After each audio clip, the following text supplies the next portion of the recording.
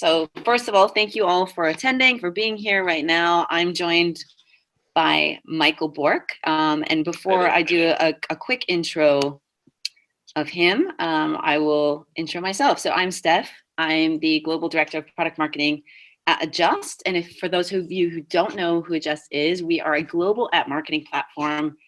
We work with 40,000 of the world's coolest apps, and I'll now introduce Michael. So Michael, he has worked at Sony before. That's where he started his career. He's worked for several years across different gaming apps, and now he's the head of UA, responsible for all of the paid acquisition at Runtastic. So, hi, Mike. Thanks for joining. Hey there. How are you doing? I'm great. I've got like this cloud of stuff behind me, so I've got a fun background.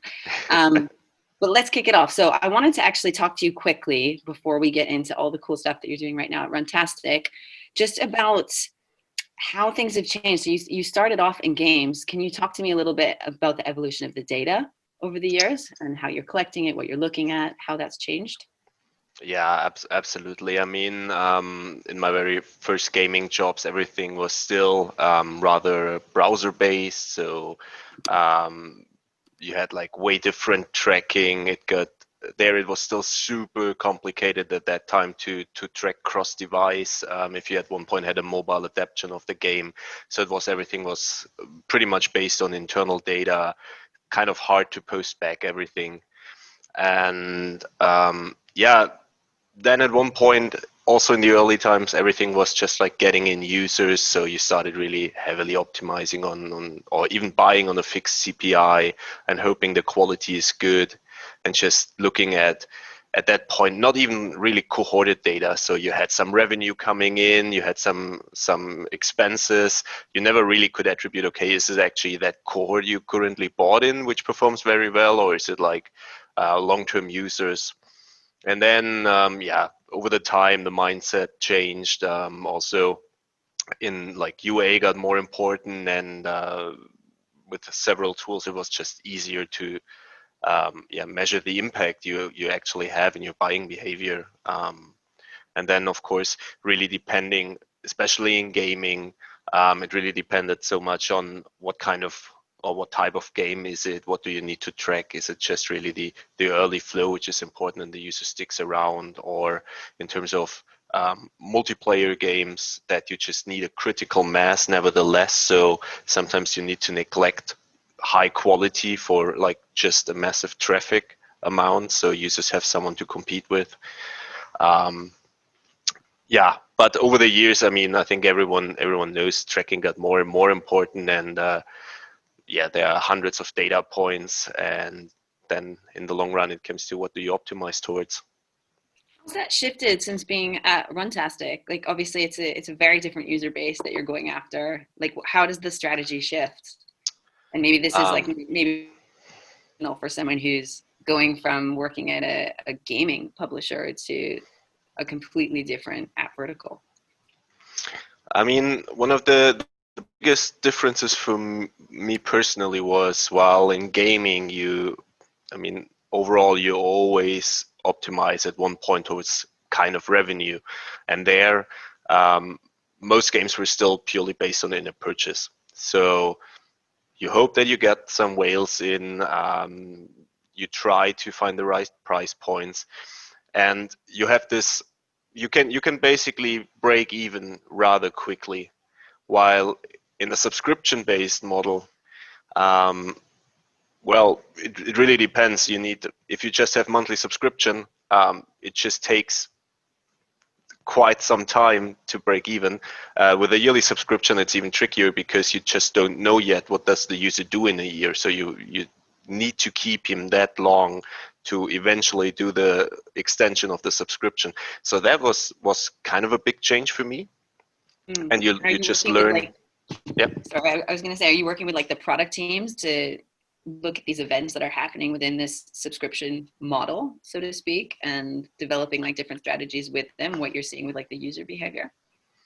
Absolutely. I mean, the product team and the product marketing managers are heavily focusing on retaining the users as long as possible, and also always delivering fresh content. So new if it comes to the training app, new workouts, new training plans, challenges, just so the user retains and keeps happy with the content.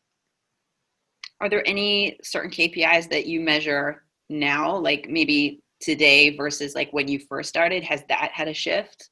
And I think not even just talking about over time, but also the fact that we're sitting currently still in a pandemic, and in Berlin specifically, we've even had more warnings put out today as of this morning. So has that shifted as well? I mean, overall, just when I started, the main optimizations were like still on partly trial start, so trial to subscription, but also the registration flow. And subsequently, we just started to utilize more post-install events. So starting to look at how many runs or how many workouts a user does, just to see, okay, do we see any points here where the optimization is just worth more? So basically that was an approach kind of copy pasted from gaming, where you have after like install, registration, tutorial completion, and then level 1, 2, 3, 4, 5.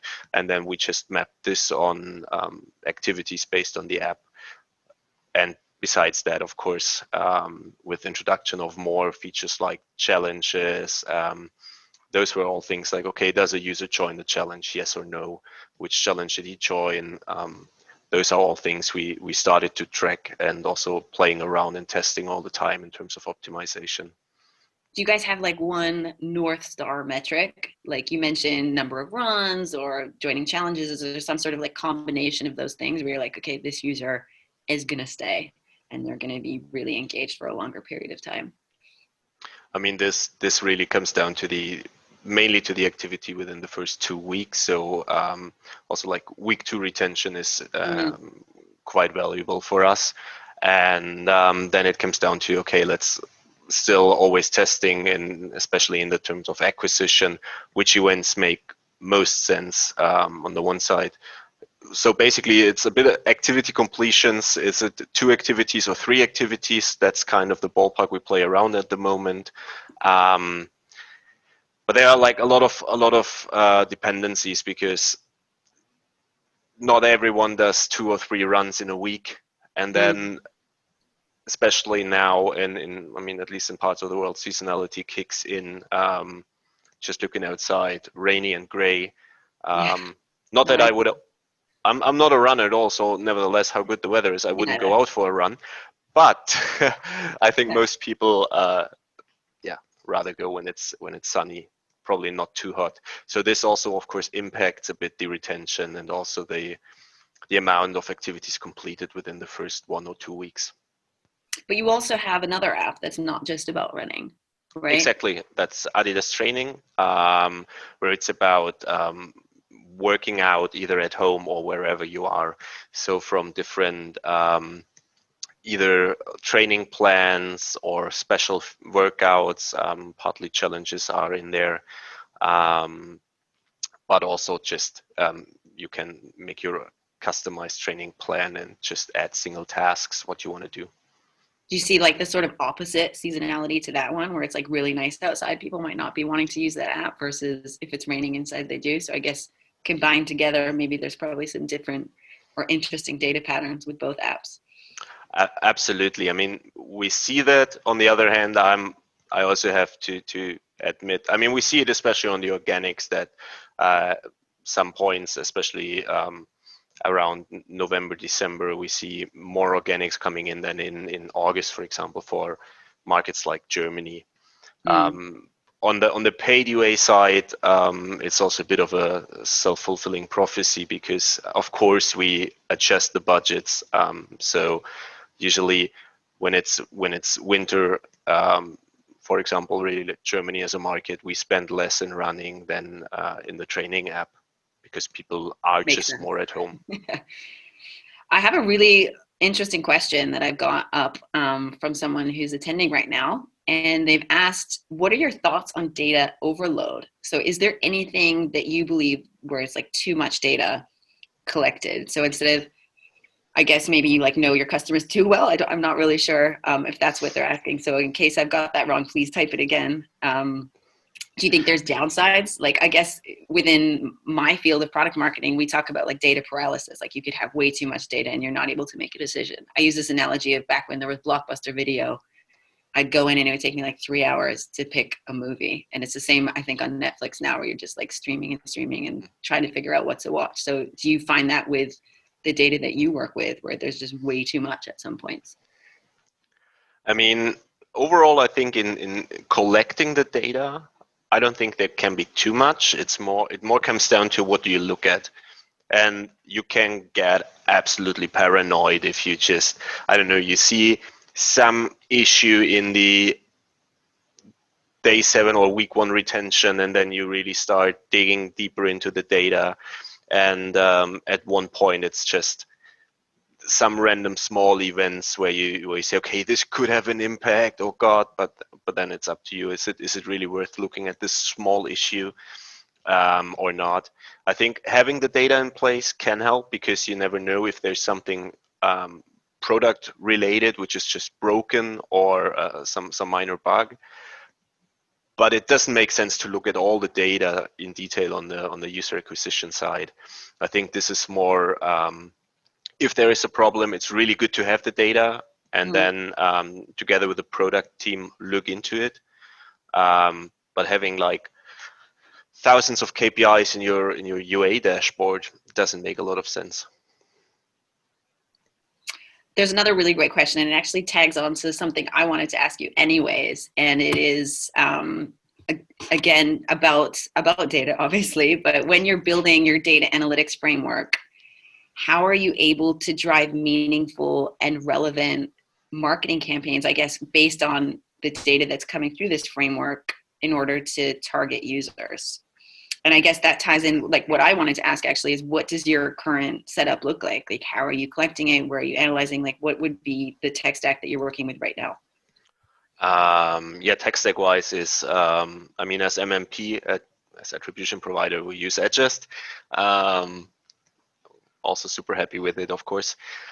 And then on the one side, we use a platform called AppsHumor.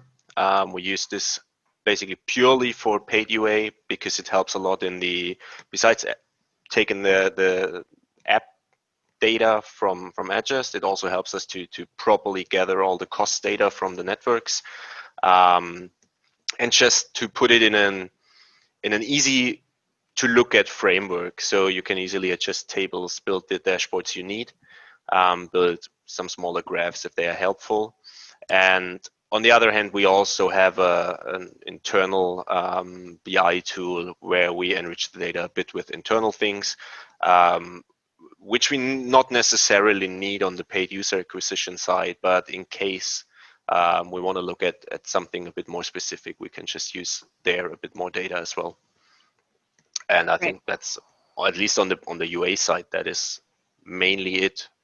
And when it comes to, I think the question was also about how to, what kind of KPIs to look at, what should you kind of, at least I and maybe it's like how have these KPIs changed by having these different layers in your stack? Like you mentioned, like being able to look at all the costs at once and aggregate all that in one view. Has that allowed you guys to look like further down the funnel and optimize further down the funnel with KPIs versus before? Like, have you seen a shift in what you're able to do as a marketer, having access to this type of thing?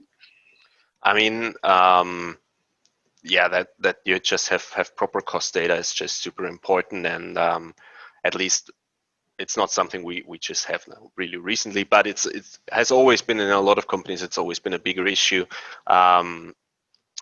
And of course, it helps you to evaluate, okay, what's your daily spend? How is the performance per network? How can you, if you then just switch dimensions a little bit, how can you, which channel is performing best in which country? Just to look not only on the channel perspective, but also first on the country and then channel perspective and different ad groups, and really break it down to the individual performance to quickly adjust budgets.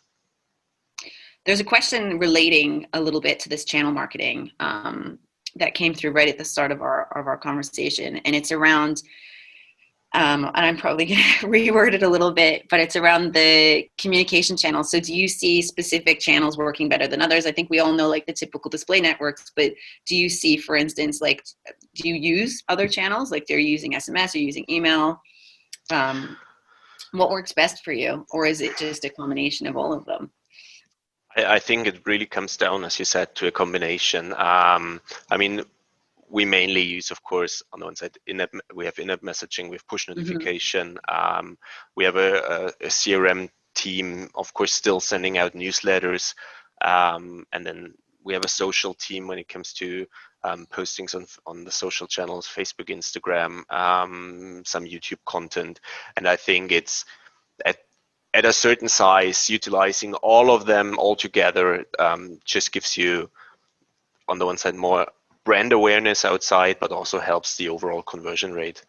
And we see it regularly on the paid UA campaigns. It's very interesting always to see if you at one point start looking at, for example, daily retention, and there is a big campaign coming out, and our CRM team sends out a push notification or a newsletter, and you see, looking through the past, like this diagonal line in daily retention increase. So this definitely is it's always the mix of all those channels.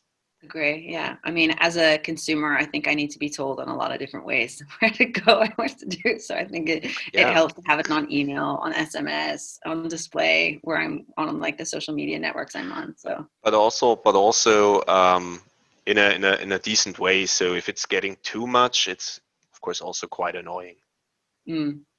Also, I guess there's a limit on how much you should do. And I'm assuming that your team works on that as well, like the CRM and the social and all these gang working on that as well. Absolutely. There's a really good question on that vein as well, on like how you balance demand gen versus performance marketing, which I think of them quite similarly, to be honest. So I'm not sure, actually, because demand gen is really creating the demand and doing the performance marketing. But I guess maybe that's more on like demand gen is more the CRM and social versus the performance side of like going on the display networks. We could break it up that way. Mm-hmm. How do you, maybe it's budgetary or team? It sounds like you have like very distinct teams that are working across these different functions. Yeah. And are you guys coming up with like a plan for a month? Like, how are you planning this work? I mean, there are, of course, those, let's call it daily business tasks. So it's about, okay, on the CRM side, when does a user, after his first install and registration, get a push notification? Same as the baseline user acquisition campaigns we run, or ASO optimizations. So those are, it's nothing you need to coordinate so well, but when it comes to a campaign, I mean, health and fitness, one big thing always is New Year's and the New Year's resolutions. There, basically, we start planning ahead, like the next quarters already, and then we think overall, okay, when is the messaging going out? What's happening on social, and we have some specific plans also for our internal content teams to produce all the content. And on the performance marketing side, we align there, and on the one side, of course, with adding budgets to the peak days, and or even partly before everything starts to get the users in, but also in terms of adapting creatives, adapting texts, revamping the app stores. To have just this kind of 360-degree marketing campaign where everyone is involved and plays together. It's not a small amount of orchestration going on to do all this. It sounds like a lot of work. How did it all shift with, I mean, in Germany, it was like the beginning of the second week in March when we entered into this shelter-in-place orders. Like, how did this entire strategy shift? Were you able to like steer this big ship of people to make agile change? And what did you see? How did you guys shift your strategy? I mean, one of the biggest things for us was Usually every year there's a cooperation with Adidas and Parley. There's the huge Run for the Oceans campaign, which is globally promoted. There were, like, I think 1-2 years ago, there were big ads, even Piccadilly Circus on the screens. So this is a major campaign for Adidas, and well, overall it had to be cancelled. So that was, of course, the first thing. Like, okay, what do we do now? So the different teams and squads of the product, and also like marketing people, sat together, came up with new ideas. Definitely, overall, we came to the point, okay, let's focus more on the training app. Although the initial signals we got from the markets were quite different. Looking at the organic traffic during that time, especially when gyms had to close, on both apps, the organic installs kind of tripled. And for us, it gave us really mixed feelings, because running, where we overall, like, the level of organic installs is higher than on the training app. And there we didn't expect such an increase, because people were recommended, or partly in some countries forced, to stay at home. And also sports was always one of the things they could do. Especially on the paid UA side, me and my team, we decided, hey, it feels wrong to push, hey, go outside and run. Also, yeah, people might want to do still sports, but let's focus our efforts on the training app. And that's at least what we did on the UA side. And the product team introduced workout from home challenges and stay fit challenges there. We even at one point decided, okay, during the first time of the lockdowns, we gave away 3-month premium for the Adidas training app for free. Not necessarily to later on cash in or whatever, because usually most of our subscriptions are on a yearly base. It was more like, okay, what can we do? And as a company, to just kind of help the people a little bit. That's wonderful, I think. And I think it was really needed. I think people were going stir crazy staying inside. And fitness is such a big part of people's moods, just the same way that, I mean, at Adjust, we saw a huge uptick in sessions of games. And I think it goes as a stress relief. And I think it's the same thing with fitness to actually boost the serotonin and all the good endorphins in your brain. That's wonderful.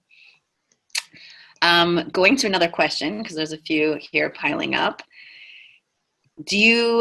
I guess this would be like, what data do you use to optimize towards? Do you use a mix of aggregate and user level? Do you see a preference to one or the other?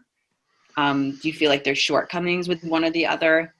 Do you blend it somehow within your modeling? I mean, it really depends a lot on what we look at. Well,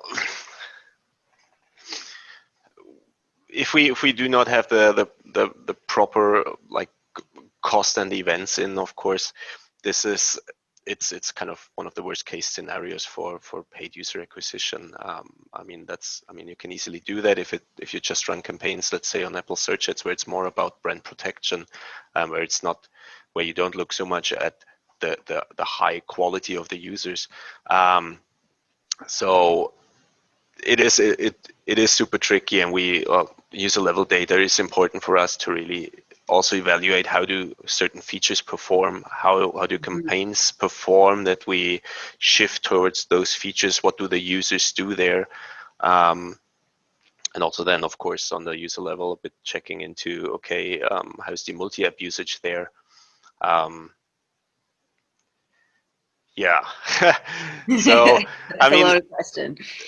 It's a very, very, like, tricky question. I mean, of course, we always prefer to have as many, like, user level data as possible, and try to optimize towards that. Probably towards user level data, right? Versus and if that's no longer there, well, we have to find a way on how to cope with it.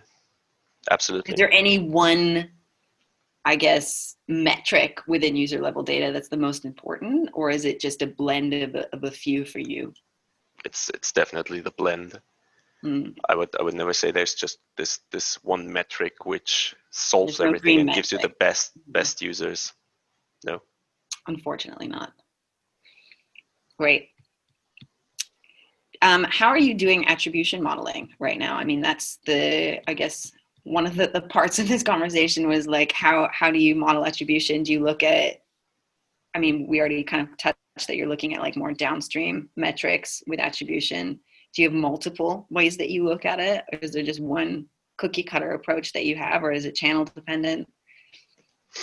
I mean, it's overall attribution wise and on the optimization. We look more down funnel, trying to find the right metrics towards long-term retention, as this is our most important. I mean, everyone's saying, yeah, you need retention. But for us, especially when it comes to training plans, which are just partly like 6 weeks, this is already a lifetime. Some hyper casual or casual games don't even survive. So it's really looking down the funnel and also trying to attribute like CRM touch points into that. Okay, how can they re-engage and reactivate users? And same also with re-engaging users on the paid UA side. How agile are you guys able to be with, I guess, the fitness programs and these types of things? Because we mentioned like with the shelter in place that you kind of shift your focus to this like workout at home, and you've given away a lot of stuff. So I guess you're also then looking at like, what are people doing in the app right now? What kind of workouts are they doing? Are you then already working with the people who are creating these workouts to create similar stuff to keep adding on to that and add to that momentum that you've already created? Absolutely. I mean, this is also, especially with the product marketing managers and the product teams, that they definitely analyzing, okay, what workouts, especially when it comes to featured workouts, which we just highlight at that time, how is the participation rate, how is the completion rate, and then try to build up on this and create new workouts in the same direction. The same goes a bit with challenges to see, okay, like for example, now we had in the running app, we had the Run Wild challenge, and there I'm really looking forward to the data, because you could compete with 3 different animals. It was making people aware of endangered species, and yeah, that will be super interesting, who people competed with, and then take those learnings to design the next challenges. Where do you get the data from? It's all coming in app, and then you like bring it to some data warehouse within, like, because we talked about the tech stack, is it coming somewhere like centrally within the organization that anyone can come and grab the data and create their own reports out of this data? Yes, You exactly. mentioned the product marketers are doing it. You obviously have the CRM team that are looking at data, Yeah, the social we have team. we have a incredible BI and data engineering team with in-house solutions. So there is a huge database available in our data warehouse, and but that's exactly the point, that just referring to the earlier question, this is a lot of data. Me as a UA manager or with my team, we do not necessarily need it. Like, I do not need to know, did people run more against the tiger or the pangolin? I mean, maybe I should not. Maybe it's interesting in terms of making creatives for next year. Mm-hmm. But overall, yes, that's all built internally. Yeah. That's great.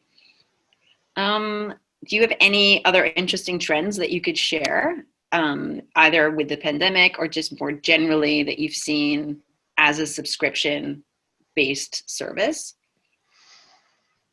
I mean, I think as a subscription-based service, it's the entire subscription business is, I think, super, super tricky. Initially, there were like just a few companies offering it, mainly also like bigger brands. I mean, of course, everyone knows Spotify, Netflix, where you just pay for and you know what you're getting. At one point, I think it got a bit misused. So it was there are a lot of apps developers who tried to trick people heavily into a subscription.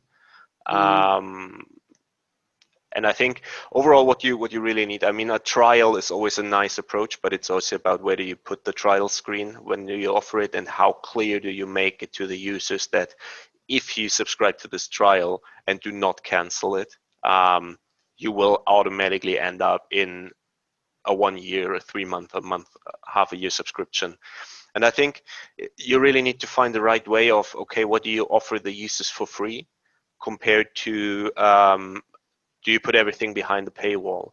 That was actually, especially on the training app, when it was still Runtastic Results called, there, to be honest, everything was rather hidden behind a paywall. So you launched the app, there were not a lot of free features available.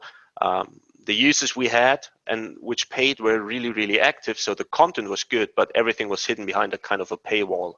So there was also learning over the course of the last 1.5 years, also for the product team and the product marketing managers, to what's the right amount of features which are available for the broad audience who do not want to make a subscription. And I think if you get the retention up and you get enough free features, you might also get people interested in, okay, what are the benefits of doing a subscription? And I mean, then of course you should also still have some benefits and not just, one or two small things which are unnecessary. So it's really finding the balance between free content and high retention, and then monetizing with a few benefits which are worth it.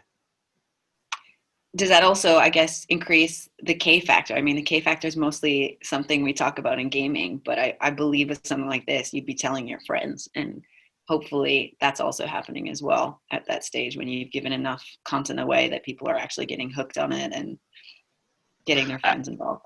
Absolutely, and also having social features in place, from like having a friend system, being able to cheer, live cheering to others while they are running, having a kind of a news feed, that all helps. And you need to find the right balance. And I mean, not only really K factor wise in telling friends, but also if you, because one of the trickiest things about trying to trick users in a subscription is they will definitely complain on the App Store. They will write negative reviews. As soon as it gets to their money and they feel tricked, you will get negative reviews. And people tend more in those situations to write a review instead of, they like the app and then they put 5 stars because they just like it. But if it comes to complaints, and we've partly seen that in the past and really had to change a lot in the product to make it worth removing hard paywalls and everything. That was definitely a learning we did in like 2 years ago. And in this day and age, I think maybe it's just me, but I always look at the bad reviews first, because I feel like so many of the positive ones on different websites are false. So I'm always looking at the negative ones first. So it's really good to quell any negative reviews that you might have. So that's a really good strategy. Same here, absolutely. Yeah. So there's a number of questions, and I think we're getting close. Like we have about 10 minutes left until we're going to be wrapping up here. So I'm going to go through a few of these ones because they feel like burning questions from the audience. So one of them, I think we've touched on it briefly, but maybe you could just summarize, what platforms are you using right now for UA? So, I mean, like, I think this refers a bit to channels where we advertise. Yeah. I'm quite straightforward there. We currently run on Facebook, Apple Search Ads, Google Ads, play around once in a while with Snap.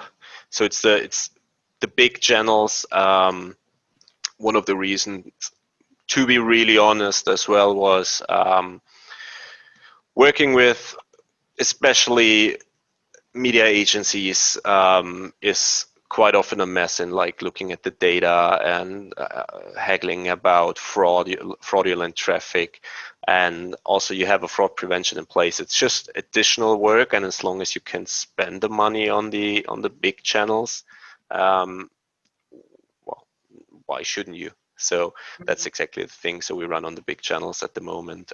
Play around once in a while with influencers. I was just going to ask that actually as a follow-up, because I definitely follow a few fitness influencers, guilty. Yeah. So I was wondering if you also leverage different influencers for your products as well. I mean, overall, we have at Runtastic, we have an ambassador program. So we have in the entire world people, partly also Adidas runners in those groups who stand for our products and use them. But on the really classical paid UA side, we start actually, also it's quite late, but we now start again tapping a bit into it, just to see, okay, are there things which might be worth it? Not really thinking so big scale. For me already, the one thing is, okay, yeah, there are a lot of fitness people, but going a bit, if they are too extreme, let's say there's like this guy or girl who runs marathon already. I think the followers who are most likely also running enthusiasts might already have an app. I don't know if it makes sense to advertise there, or if it's, and that's what we are currently looking into, for example, advertising a bit in the healthy lifestyle, rather in this field where you have people who might not be hardcore runners already, or True. going to the gym like X times a week. True. Like I picked up running during the pandemic, for example. I was not very good at it. So I'd be like the perfect candidate, I think, for this. There's two questions that I think are really great, and I almost want to combine them together. So it's mainly like how, if you were building a new community platform from the ground up right now, how would you build up the engagement? Like, how do you even start thinking about this stuff? How do you establish advocacy? This is the word from the question. And what strategies and tactics have you already implemented that work well? And the other sort of question to this would be like practical advice. There's a question on what practical advice might you give for someone starting out? I mean, overall practical advice. The first thing is, don't be overall too hard on yourself. Like it's a field you can learn every day, so it's a lot about testing. And yes, it happens that at one point you burn some money here and there. Yeah, of course, it's always depending on the company and the budgets, but it's just part of the business that sometimes you test channels, campaigns, setups, which just don't work. But it's also a point that not necessarily give up on them. For us, it took quite a while to crack some channels and the proper setup. And most likely, yes, we ran campaigns with horrible KPIs. Nevertheless, we just know from either industry experts or previous jobs that those channels can work out very well. And you just need to find the right setup. And yeah, that's definitely one thing I can always give as an advice. Just don't give up too quickly on things. How to build up more engagement? I think that's a tricky one, because it heavily, of course, depends on the features the app offers. I mean, of course, adding some kind of social features will definitely increase engagement. I mean, this is the classical thing from gaming already, when you just can add friends and you get a bonus, and so there's more things happening. But also, if you have then kind of how we had it, like live cheering feature, where you just have your kind of your friends connected in the app, and they see, hey, Michael is running. I mean, this would be like, people would be amazed if they would see that I'm running. Might most likely not happen, but maybe they see it and they can cheer to me, so they engage with the app while I engage with the app. And then also, this would be something people take home and like maybe talk about. Hey, did you see Michael was running on the app? Oh, where did you see that? And this can definitely help. So social features, definitely a very, very important thing in all of that. So really taking what you've learned from games, because games work so well, and I think games were the thing that paved the way in mobile apps, right, from the very beginning, and exactly making that applicable for all app categories. Yep. 100%. So whatever, I was beating my game scores back in the day on mobile, so I think it definitely works, and I'd invite people to play against me even on some of these games. I won't mention them; it's a bit embarrassing, but it definitely works. But that's actually also a kind of a good advice. Also, if people are not a real gamer, just look at the big 10 free-to-play games on one of the stores and just play through them a little bit. Look at what do they do. So I really learned a lot, also not really dealing anymore with games, when just playing one of those games to see, okay, how do they announce events? How do they integrate events? How, I mean, rewarded video was one of the big things they added first, and now like other industries we're trying to, okay, how can we implement rewarded videos, and all those things. You will always see the latest trends. How do they cross promote? And also listening to people from the gaming industry at talks is always super sufficient and interesting. There's one final question. I know we only have a few moments left, but I like it from a product marketing point of view. So I want to ask you, and it was someone asking about the right amount of features that you shared for that broad audience before they're going in and becoming subscribers. How did you figure out the right number? Did you guys do different testing methodologies? Like, did you A/B test different amounts? Did you see, different trends with that? And so what was that process like? And I guess you were working really closely with the product marketing team on that. Well, we definitely tested. So besides just like unlocking features, this was, to be honest, rather a hard cut where we said, okay, we just unlock those things now and see how it goes. And but the more interesting thing was the approach. Okay, actually, besides unlocking features, what's the right timing to show the trial screen? How often do you show the trial screen? And that was something we did via testing. So does it make sense to show it straight after registration? Yes, we saw a high conversion rate there, but we saw a slightly higher conversion rate after people did their first run, when they knew, okay, that's what the product offers. And then also we did subsequently checks on, okay, does it make sense to show it again after the third run and the fifth run, the 10th run, 3 weeks later? So that was kind of a like constant testing and evaluating of the KPIs, that at one point you see, okay, seems like day 5 doesn't make so much sense anymore as the completion rate is super low. Nevertheless, after 2 weeks, all of a sudden it's higher again. So we just decided, okay, remove on day 5, add at a later stage again. But then when it comes to really testing what features should be behind a paywall or not, I mean, that's something also we did a harder cut there and just really did it because it was necessary. I would also recommend some testing, probably just limited to a market. To be honest, I still like one of the companies I worked for back in the days. They had a special test version of the app released in one specific market where they tested those features. It was a market which was not so much on the monetization end, but still on the retention side. And that was super interesting to just really, in a live environment, test features like that and really play around hard and just to do the learnings for the core markets. That's some excellent advice. Well, I think we're at a wrap here. I wanted to thank, obviously, you, Michael, for joining and answering these questions. And thank you so much to the audience for asking such amazing questions throughout. I hope that you all have gained some insights into not just like attribution modeling or the role of CLV, but also some real practical advice on what you can do, where you can look, like looking to games, for instance, and applying all of that knowledge to make mistakes, to do trial and error in order to maximize your mobile marketing ROI. So the next session that's coming up will be all around building your tech stack, and it will be starting soon. So please stay tuned. Thank you so much again, Michael. And thank you everyone again. Thanks to you, and thanks everyone. Bye. Bye.